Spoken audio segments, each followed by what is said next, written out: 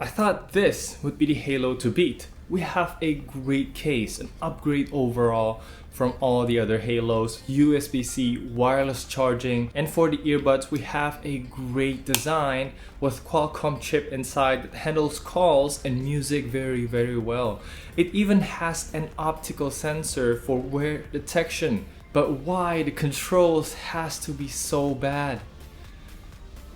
This feels like Spunky Beat all over again. Let's roll the intro.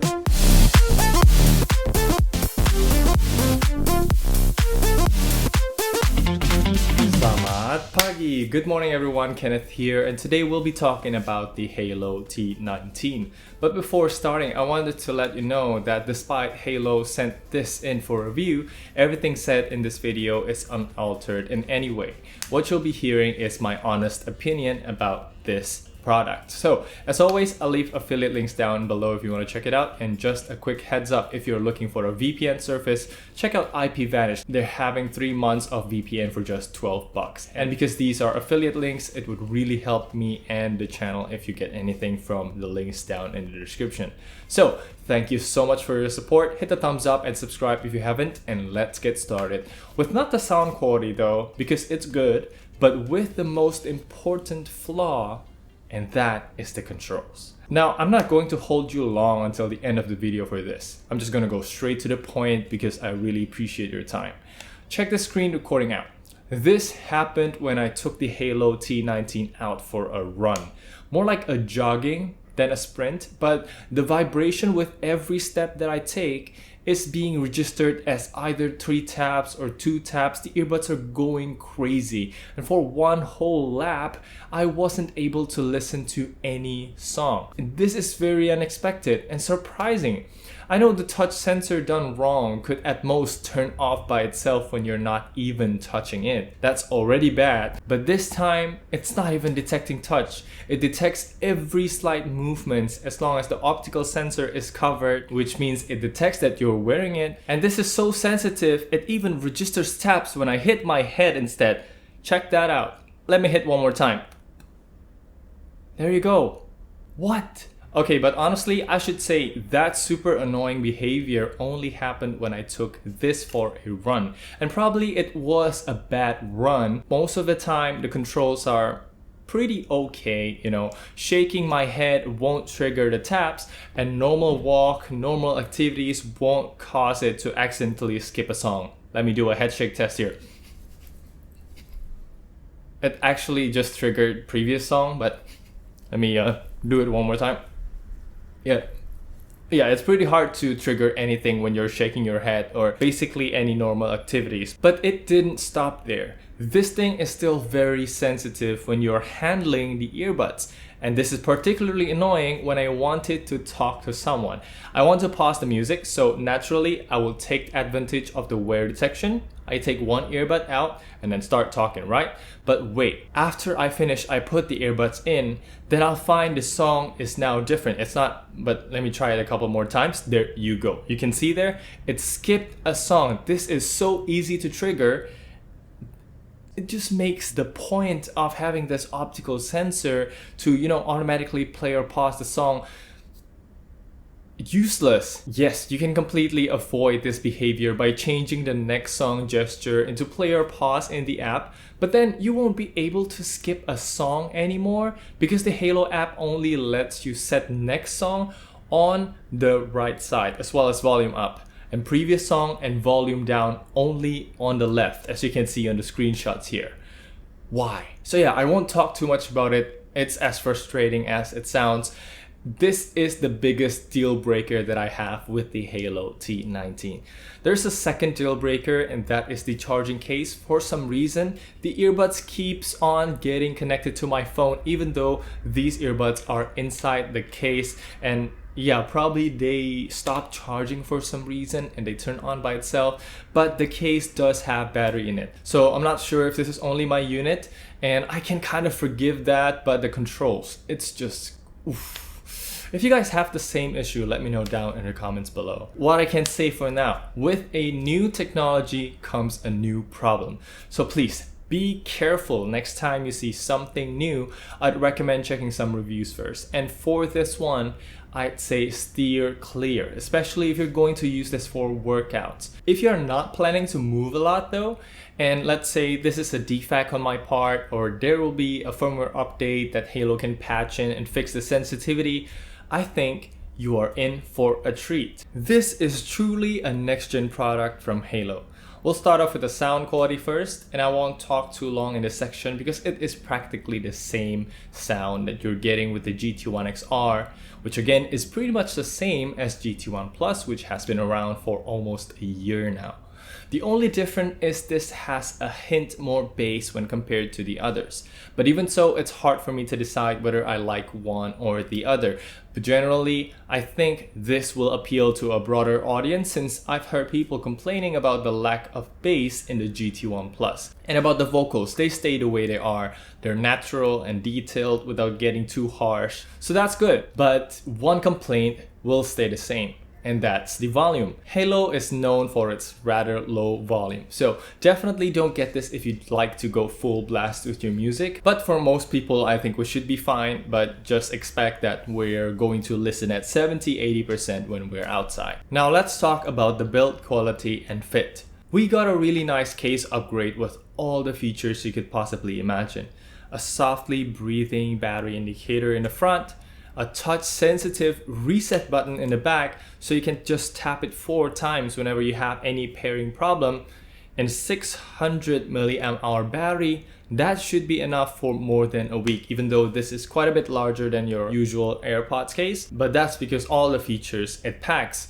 It also supports wireless charging here alongside the USB-C port at the bottom, and the Haylou branding at the top is super nice. What's also nice is the lid. When you open it all the way, it has some resistance here and it won't close when you just tilt it like this or even when you shake it, so it's really nice. Now onto the earbuds. They are built just as well as the case. I have no complaints whatsoever, even though they only come at one color. Battery life wise, they can play music for 5 hours, and looks wise, I have no complaints with it. I think they look great. The only thing I can complain is maybe just the fit, a little bit. Not that it didn't fit well, but occasionally it would feel too tight in my ear and too compressed, so I'll have to take them off and on from time to time. And just to let you know, I'm using the biggest ear tips here. The other sizes just don't have good fit for me at all. Other than that, I really have no complaints. And a lot of you were asking the IP rating as it's not written in the product description. I asked Haylou and they say the Haylou T19 is a IPX4 water resistant earbud. So it should be able to take sweats just fine, but with the controls, you can't take this for workouts anyway, so yeah. Now let's check out how it performs in the latency test and call test. And knowing that it uses QCC 3020, it should perform exactly like other earbuds that uses the same exact chip. Let's check it out.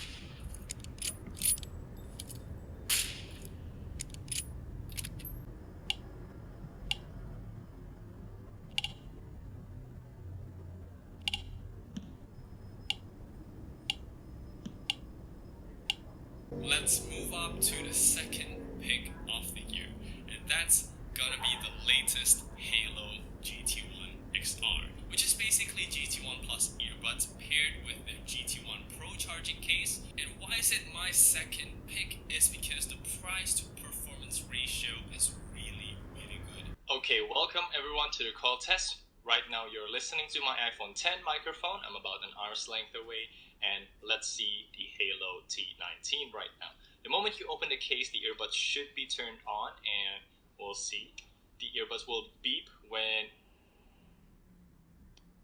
the earbud will beep when the earbuds detect that it's being worn, and right now you're listening to my Haylou T19. What do you think of the sound quality? I think during my comparison with the other earbuds, the 30 plus earbuds I've checked. This performs about the same as the Haylou GT1 Plus or the GT1 XR, which is pretty weird.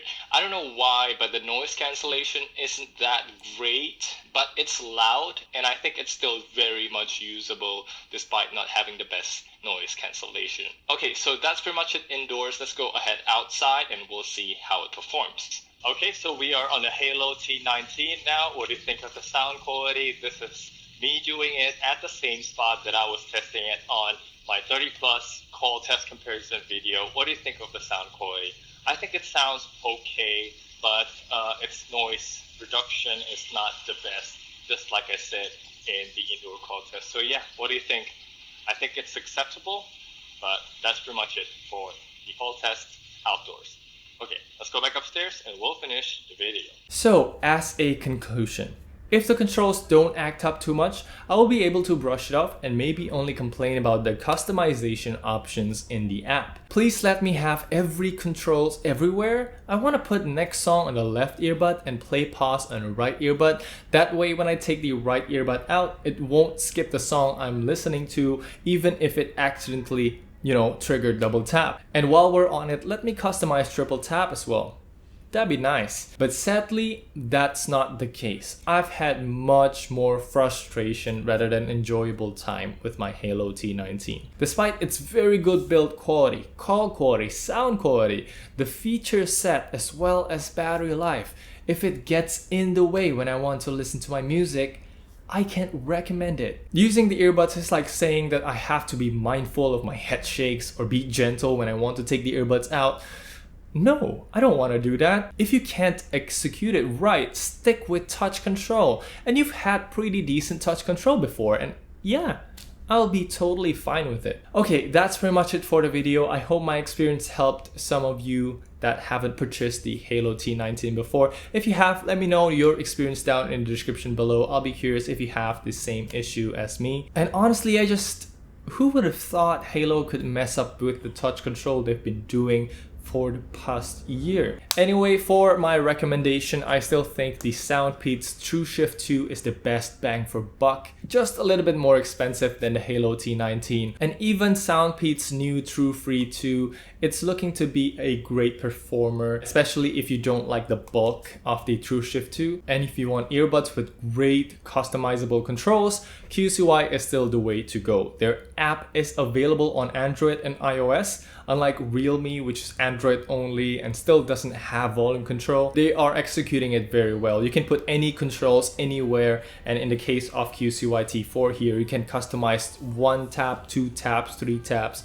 It's just awesome. So yeah, I'll end the video right here. Thank you so much for watching. Let me know down in the comments below if you have anything to say. Smash the thumbs up button if you haven't.